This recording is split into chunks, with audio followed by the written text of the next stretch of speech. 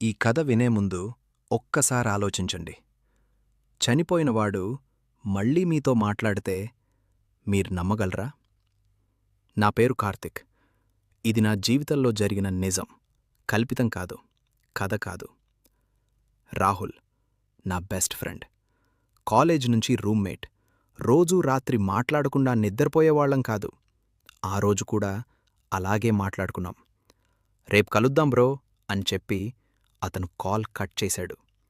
అదే చివరి మాట. అర్ధరాత్రి 1 గంటకి ఫోన్ రింగ్ అయింది. హాస్పిటల్ నుండి. డాక్టర్ చెప్పిన మాట ఇప్పటికీ చెవుల్లో మోగుతూనే ఉంది. Sorry, we couldn't save him. నమ్మలేకపోయాను. ఫోన్ చేతిలోనే నిలబడ్డాను. కళ్ళ ముందు చీకటి. అంతా అయిపోయింది అనుకున్నా. కానీ అసలు భయం అప్పుడే మొదలైంది. ఆ రాత్రి 11:47 సాయంత్రం. నా phone vibration. Instagram notification.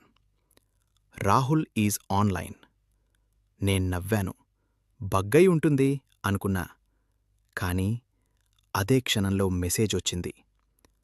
Bro, ఉన్నావా? నా చేతులు వణికాయి. రిప్లై చేయలేదు.